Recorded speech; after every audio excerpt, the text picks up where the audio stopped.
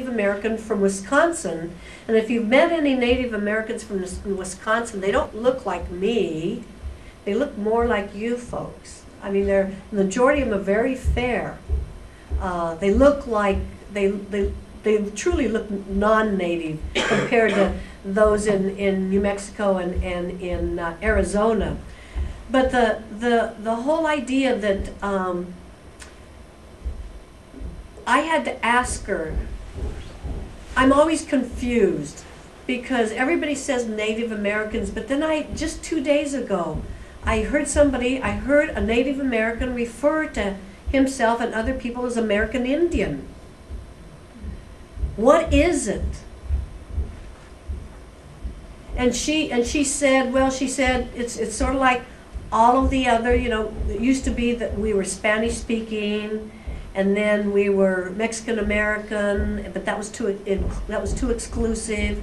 And then we were Hispanic, and now we've gone to Latinos. Well, the same thing has happened and the same thing with African American terminology.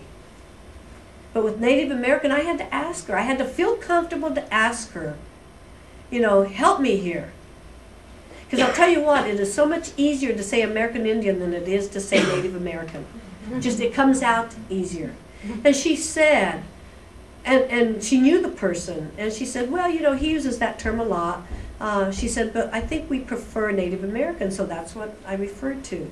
But you have to be able to ask. You have to be able to ask something about the food that might be part of one's culture. You know, what's in it?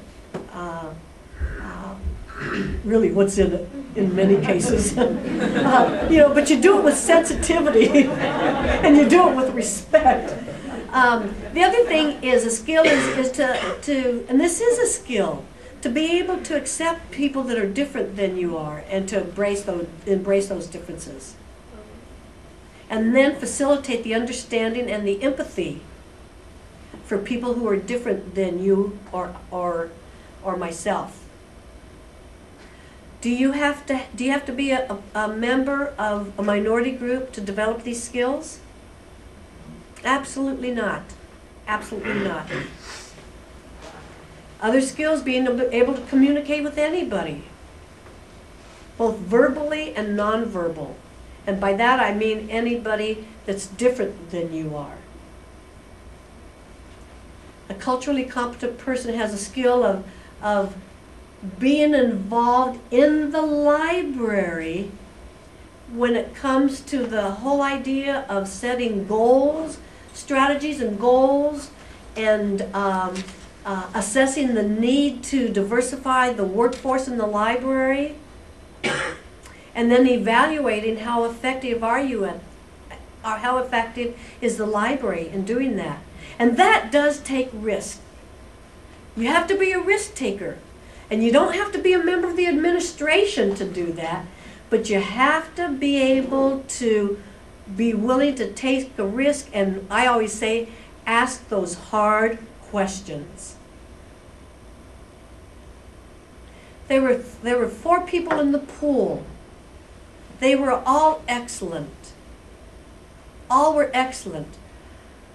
Why didn't you select the minority person? Very legitimate question. If they were all excellent, why wasn't the minority person selected? Another skill is to be able to incorporate your values as an employee and the knowledge of and the differences and the values of people in co-workers that are culturally different. And to integrate that we talked about integration and infusion all this afternoon. Integrate all of that in how you practice diversity in the workplace, and also how you provide services to attract and to serve a diverse community. Serve as role models. Deal with institutional racism.